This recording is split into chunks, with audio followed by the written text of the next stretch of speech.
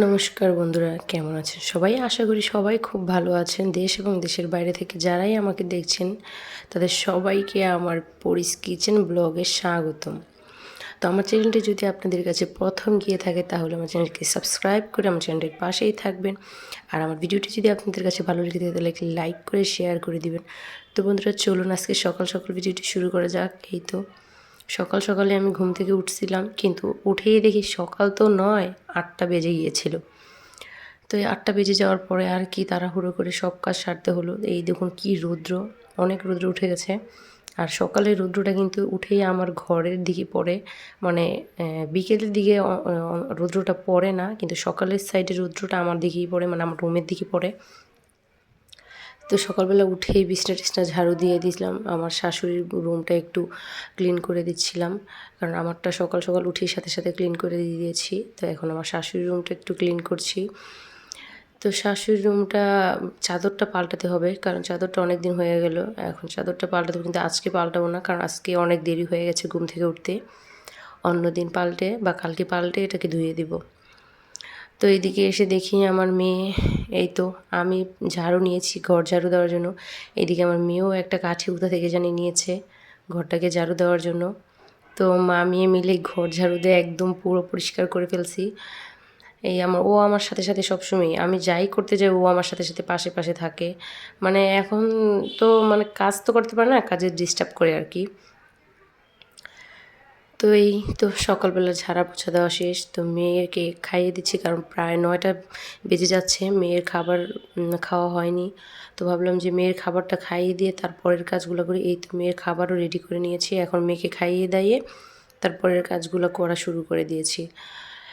এই তো কালকে রাত্রে খাওয়া দাওয়া করে আমি আর থালা বাসন মাজিনি, কারণ অনেক লেট হয়ে গিয়েছিল ঘুমাতে ঘুমাতে। এই তো তার জন্য আজকে সকাল সকাল উঠতে পারিনি, একটু ঘুম থেকে উঠতেও একটু লেট হয়ে গেছে। এর জন্য সব কাজ এলোমেলো হয়ে গেছে।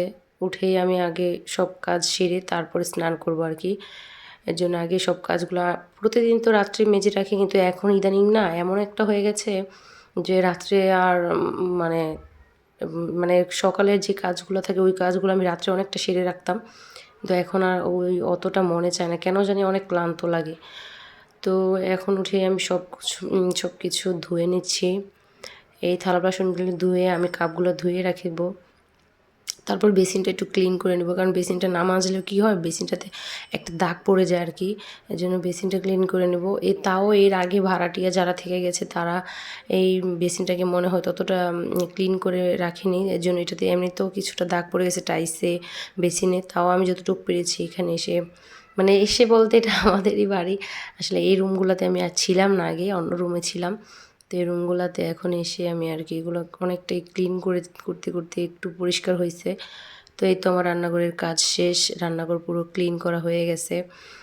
এখন আমি আমার শাশুড়ি মায়ের জন্য রুটি বানাবো। আজকে তো বৃহস্পতিবার ছিল, তো আজকে আমার বাসায় নিরামিষ খাওয়া হয়।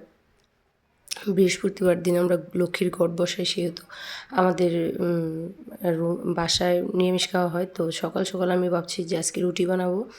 প্রায় অনেক দিন হয়ে গেল রুটি খাওয়া হচ্ছে না, সকালে ভাত খাওয়া হচ্ছে। তো আজকে রুটি বানাবো, রুটির সাথে করব ভাবছিলাম যে হালুয়া, কারণ ঘরে সুজি ছিল তাই হালুয়া বানিয়ে দিয়েছিলাম।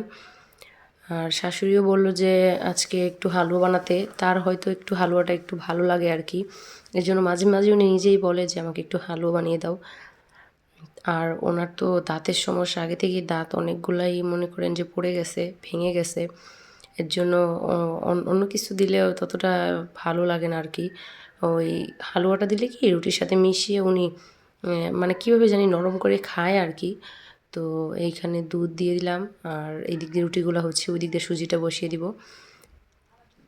আসলে সুজিটা আমারও ভালো লাগে, কিন্তু বেশি মিষ্টি দিলে ভালো লাগে না, তবে অল্প মিষ্টি দিয়েই সুজিটা করলে কিন্তু রুটি দিয়ে ভালোই লাগে।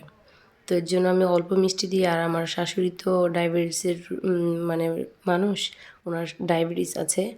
তো সুগার থাকার কারণে আমি আর বেশি মিষ্টি দেইনি, তাই আমরা শাশুড়ি মিলেই কম মিষ্টি দিয়েই হালুয়াটা বানিয়ে খাবো আর কি। তো এই তো আমার রুটিগুলো এক এক করে আমি ভেজে নিচ্ছি। আসলে সকালবেলা একটু লেট করে উঠলে আসলে সব কাজের এলোমেলো হয়ে যায়, সব কাজ তাড়াহুড়ো করতে করতে দেখা যায় যে তাও সময়ের সাথে পারা যায় না আর কি। তাও আমি অনেকটা চেষ্টা করছি যে তাড়াহুড়ো করে আমি মানে কাজগুলোকে তাড়াতাড়ি করতে। হয়তো এখন আমার মেয়ে স্কুলে যায় না, কিন্তু স্কুলে না গেলেও সকালের টাইমটাতে কাজ সারলে সারাদিনের একটু নিস্তার থাকা যায়। এই আর কি, এর জন্য সকাল সকাল উঠে কাজগুলো করে নিলেই মনে হয় ভালো। তো এই তো আমার শাশুড়িকে এখন আমি নাস্তাটা দিয়ে তারপরে আমার পরের কাজ করব, কারণ শাশুড়ির নাস্তা না পেলে মেয়ের খাবার দাবার না হলে একটা টেনশন থেকে যায়।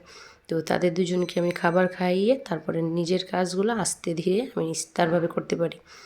তো এই তো শাশুড়ি খাবার দিয়ে দিয়েছি, মেয়েকেও খাইয়ে দিয়ে এখন স্নান টান করে পুজো দিতে বসে গেছে। কারণ আজকে তো বৃহস্পতিবারের পুজো তো আর আমার শাশুড়ি দিবে না, কারণ উনি হচ্ছে বিধবা। তো সধবারাই তো বৃহস্পতিবারের পুজোটা দিতে হয়, এর জন্য আমিই দিলাম। আর পুজো দেওয়ার পরে আপনাদের সাথে রান্নাবান্না শেয়ার করতে পারিনি, কিন্তু যা রান্না করছি তাই শেয়ার করছি। এই তো এখানে আলুর দম, আর এখানে ফুলকপি আলু দিয়ে ভাজি করেছি, আর ডাল ভাত। তো বন্ধুরা, আমার ভিডিওটা এই পর্যন্ত শেষ করছি। তো সকাল থেকে দুপুর পর্যন্ত আমি এই কাজগুলাই করলাম। তো বন্ধুরা, ভালো থাকবেন, নমস্কার।